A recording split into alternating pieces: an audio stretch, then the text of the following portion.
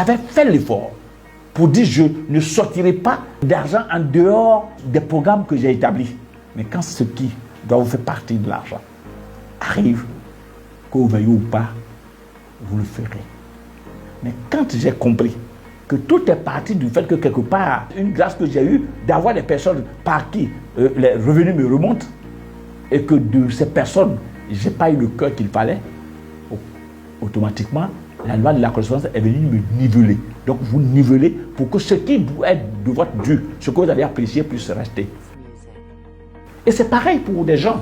Vous travaillez avec un employeur qui vous donne un salaire. Mais si vous n'appréciez pas la provenance de votre salaire, il y a une seule chose.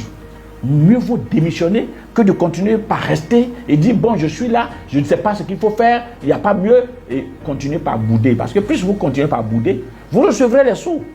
Mais la loi de la correspondance viendra, vous nivelez. C'est aussi simple que ça. Alors si on ne veut pas avoir à être nivelé, on va pouvoir apprécier des choses qui nous font du bien, même si celui qui nous l'apporte est notre ennemi. Si nous ne l'apprécions pas, nous ne l'aurons pas. Et c'est dans beaucoup de domaines. Que ce soit en amour, que ce soit dans les affaires. Vous voulez quelque chose, appréciez la source. Il fut un moment où j'aimais passer dans un shawarma quelque part, prendre quelque chose avec un ami. Et voilà, pour ne pas avoir à perdre de temps. Nous étions habitués et là, on allait, tenez-vous prêts, dans le kiosque d'un Libanais qui faisait de la glace, un certain nombre de choses. Et j'étais là, avec mon ami, chaque fois que nous avions un bout de temps, nous passons là. Il y avait un jeune qui travaillait là. Il était très jovial. Dès qu'on arrivait, c'est lui. Ils étaient nombreux, mais lui particulièrement, il s'occupait de nous. Et chaque fois qu'on arrivait, il se précipitait de nous donner le verre, il nous précipitait de nous donner l'eau, nous demandait notre commande, on faisait la commande. Et ce devrait être certainement un Marocain parce qu'il faisait du couscous. Et vous savez, les Marocains, ils sont réputés faire du bon couscous. Donc j'aimais aller prendre donc, ce couscous marocain là très souvent. Et chaque fois qu'on finissait, en bon gentleman, quand on partait, on laissait des pourboires à ce jeune-là. Nous étions familiers et les choses se passaient bien. Un jour, nous étions accompagnés d'une amie.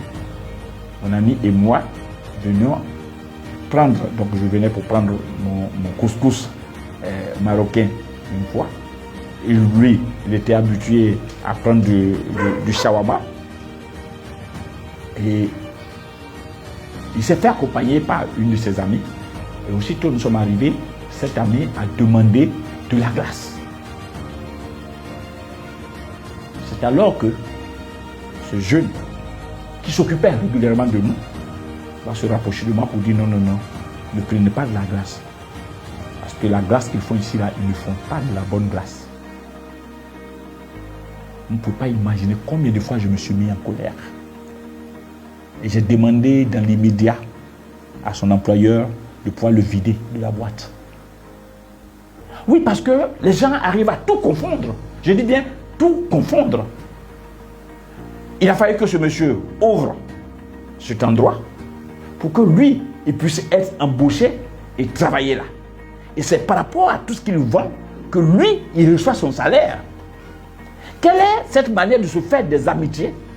Parce que nous venons, c'est parce que c'est bien fait. Quoique il s'occupe de nous. Mais si nous revenons là souvent, c'est parce que nous sommes accrochés à quelque chose. Et c'est parce que nous sommes accrochés à quelque chose qu'il reçoit aussi des pourboires. Mais si tout ça est vendu là et que son patron vend, c'est pour que cette maison puisse faire du bénéfice, payer, et non seulement le loyer, payer les impôts, le payer lui. Mais parce qu'il reçoit quelques billets par moment, il vient jusqu'à nous dire de ne pas commander une glace. De là, il travaille, sous prétexte que la glace qui se fait là n'est pas de la bonne glace. Bon, n'en déplaise. En votre tour, vous l'aurez félicité pour dire qu'il vous a évité les choses. Mais moi, je trouve ça méchant. Pour dire, dans notre terme, on parlera même de la sorcellerie. Il ne peut pas aller jusqu'à ce point. Il nous connaît où? Nous sommes habitués à venir là. C'est vrai qu'il reçoit des pourboires, mais est-ce que ça veut dire parce qu'il reçoit des pourboires, il doit pouvoir détourner les clients en griffe de son patron? Parce que nous disons que la glace là n'est pas bonne. Comme la saveur, le goût, c'est une question de personne. C'est comme la beauté, c'est dans l'œil de celui qui regarde. Qu'est-ce qui prouve que ce qui n'a pas été bon pour lui ne peut pas être bon pour cette dame-là? Quitte à nous d'apprécier si la glace n'est pas bonne ou pas, mais pas à lui qui vit de ça. de nous dire non, de ne pas acheter cette place-là. Vous voyez jusqu'où les gens confondent le tout. Alors, vous travaillez dans cette structure, vous êtes payé. Vous pensez que le pouvoir que nous donnons atteint son salaire? Le pouvoir, c'est quoi? 2 euros.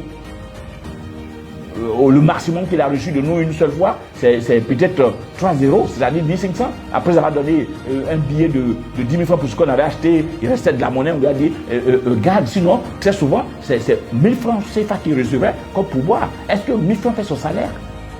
Pour qu'il puisse dire à des clients, un article de genou n'est pas bon, juste parce qu'il s'est fait des amitiés. Vous voyez jusqu'où les gens confondent. Vous avez eu la chance d'être embauché par quelqu'un. Si c'est là pour bien votre salaire, appréciez ce que vous faites. Priez Dieu pour que les choses s'améliorent. Mais vous n'irez pas vous-même à vous auto-détruire. Mais je suis convaincu que si vous allez voir la vie de ce jeune, malgré tout ce qu'il reçoit comme pouvoir et en plus de son salaire, il ne fera rien de son salaire. Pourquoi? Parce que la loi de la correspondance viendra le niveler.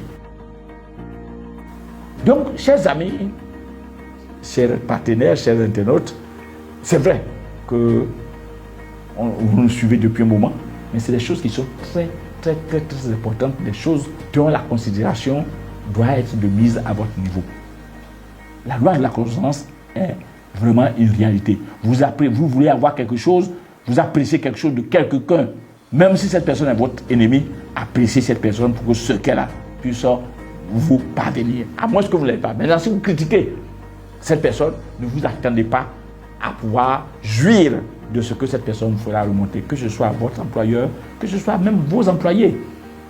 Oui, puisque si vous prenez l'employé que vous payez par mois et que vous lui donnez du travail, à moins qu'il soit malhonnête, votre devoir c'est d'apprécier ce qu'il fait pour que, à votre tour, ce qui vous remonte puisse rester. C'est pareil, parce que si vous n'appréciez pas, si vous n'êtes pas heureux de pouvoir lui apporter ce que vous apportez, quel que soit le prétexte, la loi de la correspondance viendra vous niveler. L'adage dit fais-toi heureux et tu seras heureux. Fais-toi heureux, tu seras heureux. Donc commence par aimer tout ce que tu souhaiterais avoir en aimant ceux qui l'ont et tu l'auras.